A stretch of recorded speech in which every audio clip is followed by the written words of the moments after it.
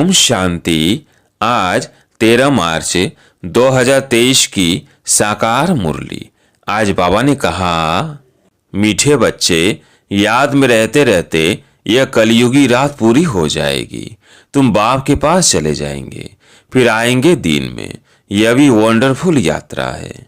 प्रश्न, तुम बच्चों को स्वर्ग में जाने की इच्छा क्यों है? उत्तर, क्योंकि तुम जानते हो जब हम स्वर्ग में जाए तब बाकी सब आत्माओं का कल्याण हो, सब अपने शांति धाम घर में जा सके। तुम्हें कोई स्वर्ग में जाने का लोभ नहीं है, लेकिन तुम स्वर्ग की स्थापना कर रहे हो। इतनी मेहनत करते हो तो जरूर उस स्वर्ग के मालिक भी बनेंगे। बाकी तुम्हें कोई दूसरी इच्छा नहीं है। मनुष्यों को तो इच्छा रहती है हमें भगवान का साक्षात्कार हो, लेकिन वह तो तुम्हें स्वयं पढ़ा रहे हैं। गीते रात के राही। ओम शांति। रात के राही का अर्थ तो बच्चे नंबरवार पुरुषार्थ अनुसार जानते होंगे। और बच्चों का सुदर्शन चक्र फिरता रहता है, स्मृति में रहते हैं, तो वो समझ सकेंगे कि बरोबर हम दिन अर्थात स्वर्ग के कितना नजदीक पहुंचे हैं। बच्चों को समझाया है यह बेहद का दिन और रात है। ब्रह्मा की बेहद की रात कहा जाता है। शास्त्रों में कितना अच्छा नाम लिखा हुआ है। ऐसे नहीं कहा जाएगा कि लक्ष्मी नारायण की भी रात होगी, नहीं, ब्रह्मा का दिन ब्रह्मा की रात कहा जाता है। लक्ष्मी नारायण तो वहां राज्य करते थे, फिर जरूर सृष्टि चक्र को फिरना है। लक्ष्मी नारायण का राज्य फिर से सतयुग में आना है। सतयुग के बाद त्रेता, द्वापर, कलयुग जरूर आना है, तो जरूर सतयुग में फिर वही राजा होना चाहिए। यह ज्ञान सिर्फ शिव बाबा ही ब्रह्मा द्वारा तुम बच्चों को देते हैं, इसलिए तुमको ही ये सृष्टि चक्र का ज्ञान है, देवताओं को नहीं है। तुम ब्राह्मणों की बुद्धि में यह चक्र फिरता है, इसलिए नाम रखा है ब्रह्मा और ब्रह्मा कुमार कुमारियों की रात। अभी तुम चल रहे हो दिन तरफ। सतयुग को दिन, कलयुग को रात कहा जाता है। तुम बच्चे जानते हो हमारी यह यात्रा कलयुग के अंत और सतयुग आदि के संगम पर ही होती है। तुम बैठे कलयुग में हो, तुम्हारी बुद्धि वहां है। आत्मा को समझना है हमको ये शरीर छोड़कर बाप के पास जाना है। शरीर तो अंत में छोड़ेंगे जब मंजिल पूरी होगी, अर्थात बाप योग सिखाना बंद करेंगे, पढ़ाई का अंत होगा। तब तक बाप सिखाते पढ़ाते रहते हैं। बच्चे बाप की याद में रहते हैं। ऐसी याद में रहते रहते रात पूरी हो जाएगी और तुम बाप के पास चले जाएंगे, फिर तुम आएंगे दिन में। यह है तुम्हारी वंडरफुल यात्रा। बाप दिन स्थापन करते हैं तुम ब्रह्मा कुमार कुमारियों के लिए। अब दिन अर्थात सतयुग आ रहा है। अभी तुम कलयुग रात में बैठे हो। निरंतर बाप को याद करते रहो। बाप ने समझाया है सभी को मरना है जरूर। मनुष्य पूछते हैं कब मरना है, कब विनाश होगा। अब दिव्य दृष्टि से विनाश का साक्षात्कार किया हुआ है, फिर इन आंखों से देखना जरूर है। और स्थापना जिसका साक्षात्कार करते हैं वो अब इन आंखों से देखना है। मुख्य जिस ब्रह्मा का दिन और रात गाया हुआ है उनको यह स्थापना और विनाश का साक्षात्कार हुआ है।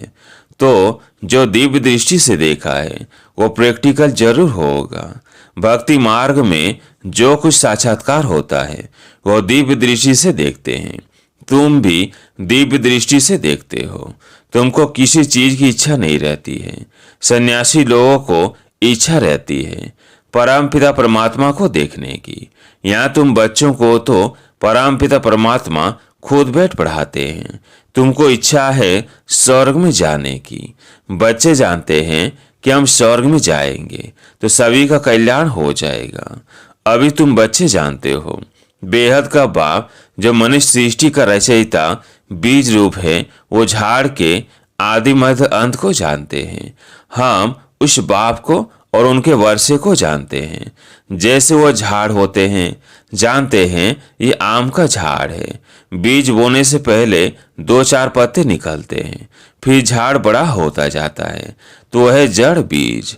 यह बाप है मनुष्य सृष्टि का चैतन्य बीज रूप। उसे ही नॉलेजफुल कहा जाता है। बच्चे जानते हैं यह पाठशाला है जिसमें यह विद्या यानी पढ़ाई मिल रही है और तुम योग भी सीख रहे हो। इस विद्या से तुम भविष्य प्रिंस प्रिंसेस बनते हो। आत्मा पवित्र जरूर चाहिए। अभी तो सब अपवित्र हैं, परंतु कोई पतित कहो तो मानेंगे नहीं। कहते हैं कृष्णपुरी में भी एक दो को दुख देने वाले कंस, जरासंधि आदि थे। एक दो को सुख देने वाले को पावन कहा जाता है। स्वर्ग में कोई दुख देता नहीं। वहां तो शेर बकरी इकट्ठे जल पीते हैं, किसको दुख नहीं देते। परंतु यह बातें कोई समझते थोड़ी है। जो शास्त्र पढ़े हैं वही बातें बुद्धि में आ जाती है। देवताओं के पुजारी अपने को खुद ही चमाट मारते हैं। हिंदुओं ने आप ही अपने को चमाट मारी है, अपने देवताओं की बैठ निंदा की है। क्राइस्ट, बुद्ध आदि की कितनी महिमा करते हैं, देवताओं की बैठ निंदा करते हैं। यह धर्म की गलानी हुई ना। गीता में भी कहते हैं यदा यदा ही धर्मस्य। नाम भी भारत का है। भारत ही भ्रष्ट और श्रेष्ठ बनता है। श्रेष्ठ लक्ष्मी नारायण, भ्रष्ट मनुष्य श्रेष्ठ को माथा टेकते हैं। सन्यासी भी पवित्र रहते हैं, परंतु भगवान को जानते नहीं। अपने कोई भगवान कह देते हैं। बाकी दूसरे जो भी गुरु आदि हैं पतित हैं, विकार में भी जाते हैं। पतित कहा जाता है भिखारी को। वो पावन को नमस्कार करते हैं। सन्यासियों को गुरु करते हैं तो भी इसलिए कि हमको आप समान पावन बनाए। आजकल सन्यासी तो कोई मुश्किल बनते हैं। फिर गृहस्थी को गुरु करने से क्या प्राप्ति होगी, जबकि वे खुद ही पतित हैं। परंतु नई आत्माएं आती है तो उनकी कुछ महिमा निकलती है। किसको पुत्र मिला, किसको धन मिला तो खुश हो जाते हैं। फिर एक दो को देख सब गुरु करते रहेंगे। वास्तव में गुरु किया जाता है सदगति के लिए। वह जरूर 5 विकारों का संन्यास किया हुआ पवित्र चाहिए। बाकी गृहस्थी गुरु करने से क्या फायदा। बड़े बड़े गृहस्थी गुरु हैं जिनके हजारों फॉलोअर्स हैं। कोई एक ने गुरु किया तो वह गद्दी चली आती है। शिष्य लोग उनके पांव धोकर पीते हैं। इसको अंधश्रद्धा कहा जाता है। मनुष्य बलगाते हैं कि हे भगवान अंधों की लाठी तू, परंतु इसका अर्थ भी नहीं समझते। अंधा यानी बुद्धिहीन बनाती है माया रावण। सब पत्थर बुद्धि बन जाते हैं। इसलिए बाप कहते हैं यह जो भी शास्त्र आदि है इन सब का सार मैं आकर सुनाता हूँ। नारद का मिसाल देते हैं। उनको कहा तुम अपनी शक्ल तो देखो, लक्ष्मी को वरने लायक हो। लक्ष्मी तो स्वर्ग में होगी। अभी तुम जानते हो हमें पुरुषार्थ कर भविष्य लक्ष्मी को व नारायण को भरना है। तो यह भी यहाँ की बात है, सकल मनुष्यों की है, सीरत बंदर की है। बाप कहते हैं अपनी शकल तो देखो। मनुष्य तुमको कहेंगे तुम स्वर्ग का मालिक बनने का भी लोभ रखते हो ना। उनको समझाना है अरे हम तो सारी सृष्टि को स्वर्ग बनाते हैं, इतनी मेहनत करते हैं तो जरूर मालिक भी हमको बनना पड़ेगा ना। कोई तो राज्य करेंगे ना। बाबा ने समझाया है नंबर 1 है काम महाशत्रु, जो मनुष्य को आदि मध्य अंत दुख देता है। याधा कल्प का कड़ा दुश्मन है। भल ड्रामा में सुख और दुख है, परंतु दुख में ले जाने वाला भी तो है, वो है रावण। आधा कल्प रावण राज्य चलता है। यह बातें तुम बच्चे ही जानते हो, तुम्हारे में भी नंबर वार है। अब देखो कहते हैं कैलाश पर्वत पर शंकर पार्वती रहते हैं। प्रेसिडेंट आदि भी अमरनाथ कैलाश पर्वत पर जाते हैं, परंतु इतना भी समझते नहीं वहां शंकर पार्वती कहाँ से आए। क्या पार्वती दुर्गति में थी जिनको बैठ कथा सुनाई। सूक्ष्म वतन में तो दुर्गति का प्रश्न ही नहीं। कितना दूर दूर जाकर मनुष्य धक्के खाते हैं। यह भक्ति मार्ग। दुख तो मनुष्यों को पाना ही है। प्राप्ति है अल्पकाल की। वो कौन सी प्राप्ति है। तीर्थों पर जितना समय रहते हैं उतना समय पवित्र रहते हैं। कोई तो शराब बिगर रह नहीं सकते। तो छिपा कर भी शराब की बोतल ले जाते हैं। फिर वो कोई तीर्थ थोड़ी हुआ, वहां भी कितना गंद लगा पड़ा है। बात मत पूछो। भिखारी मनुष्यों को विकार भी वहां मिलता है। मनुष्यों को ज्ञान नहीं है तो समझते हैं भक्ति अच्छी है, उनसे ही भगवान मिलेगा। आधा कल्प भक्ति के धक्के खाने पड़ते हैं। आधा कल्प के बाद जब भक्ति पूरी होती है तो फिर भगवान आते हैं। भाव को तरस पड़ता है। ऐसे नहीं कि भक्ति से भगवान को पाते हैं। ऐसा होता तो फिर भगवान को पुकारते क्यों, याद क्यों करते? भगवान कब मिलता है ये समझते नहीं है। भक्ति से श्री कृष्ण का साक्षात्कार हुआ तो बस समझते उनको भगवान मिल गया, वैकुंठवासी हुआ। श्री कृष्ण का दर्शन हुआ, बस चला गया श्री कृष्णपुरी, परंतु जाता कोई नहीं। तो भक्ति मार्ग में अंधश्रद्धा बहुत है। तुम बच्चे अभी समझ गए हो। बाप साधारण तन में आते हैं तब तो गाली खाते हैं, नहीं तो भला किस तन में आए? श्री कृष्ण के तन में तो गाली खा ना सके, परंतु श्री कृष्ण पति दुनिया में पावन बनाने आए, ये हो नहीं सकता। श्री कृष्ण को पति तो पावन कहते भी नहीं है। मनुष्य यह भी समझते नहीं कि पति तो पावन कौन है, कैसे आते हैं, इसलिए कोई को भी विश्वास नहीं बैठता है। शास्त्रों में तो है नहीं कि कैसे ब्रह्मा तन में आते हैं। कहते भी हैं ब्रह्मा मुख द्वारा सूर्यवंशी चंद्रवंशी धर्म की स्थापना होती है, फिर भूल जाते हैं कि कब होती, कैसे होती। प्रजापिता ब्रह्मा तो जरूर यहाँ कल्प के संगम पर होना चाहिए, तब तो ब्राह्मणों की नई सृष्टि रची जाए। मनुष्य बहुत मूंझे हुए हैं, उनको रास्ता बताना है। बाप कितनी भारी सर्विस आकर करते हैं। तुम समझते हो हम 5 विकारों से एकदम बंदर से भी बदतर होते गए हैं। हम सो देवता थे, फिर एकदम क्या बन गए? ऐसे को फिर बाप कितना ऊंच आकर बनाते हैं। तो बाप को कितना लव करना चाहिए, यह बाप सुनाते हैं या दादा सुनाते हैं, यह भी कितने बच्चों को पता नहीं लगता।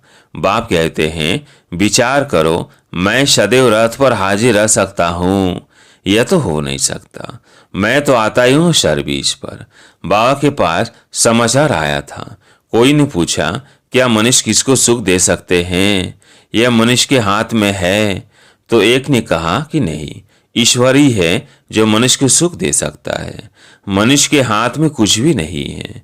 तो कोई बच्चे ने फिर समझाया है कि मनुष्य सुख देता है, मनुष्य ही सब कुछ करता है, ईश्वर के हाथ में कुछ नहीं है। अरे तुम थोड़ी कुछ देते हो, ईश्वर के हाथ में ही तो है ना। समझाना चाहिए, सीमत पर चलना है। परम पिता की सीमत बिगड़ कोई सुख दे ना सके। अपनी बड़ाई नहीं करनी चाहिए। हम सीमत पर सारे सृष्टि को स्वर्ग बनाते हैं, तो देखो कितनी भारी भूल बच्चों की होती है। वो कहते ईश्वर के हाथ में है, बीके कहते कि मनुष्य के हाथ में है। वास्तव में है तो बाप के ही हाथ में। सीमत बिगड़ कुछ कर नहीं सकते। मनुष्य बिल्कुल वर्थ नॉट ए पेनी बन जाते हैं। बाप कहते हैं रावण मनुष्य को पत्थर बुद्धि बना देते हैं, मैं आकर तुमको पारस बुद्धि बनाता हूँ। महिमा सारी बाप की करनी है। हम श्रीमत पर चल रहे हैं। ईश्वर बिगड़ मनुष्य को कोई श्रेष्ठ बना नहीं सकता। अच्छा, ब्रह्मा मुख वंशावली ब्राह्मण कुल भूषण सौदर्शन चक्रधारी मीठे मीठे सिकिलधे बच्चों प्रति माता पिता बाप दादा का याद प्यार और गुड मॉर्निंग। रूहानी बाप की रूहानी बच्चों को नमस्ते। हम रूहानी बच्चों की रूहानी बाप दादा को याद प्यार गुड मॉर्निंग नमस्ते नमस्ते। धारणा के लिए मुख्य सार। पहला पॉइंट, बाप जितनी सर्विस करते हैं हमें इतना उच्च देवता बनाते हैं। ऐसे बाप से दिल का सच्चा लव रखना है। देवताओं समान सबको सुख देना है। दूसरा पॉइंट, एक बाप की सदा महिमा करनी है, अपनी बड़ाई नहीं दिखानी है। आज प्यारे मीठे बाबा का वरदान, सेवा का पाठ बजाते पाठ से न्यारे और बाप के प्यारे रहने वाले सहज योगी भव। सेवा का पाठ बजाते पाठ से न्यारे और बाप के प्यारे रहने वाले सहज योगी भव। कई बच्चे कहते हैं योग कभी लगता है, कभी नहीं लगता। इसका कारण है न्यारेपन की कमी। न्यारे न होने के कारण प्यार का अनुभव नहीं होता, और जहां प्यार नहीं वहां याद नहीं। जितना ज्यादा प्यार उतनी सहज याद।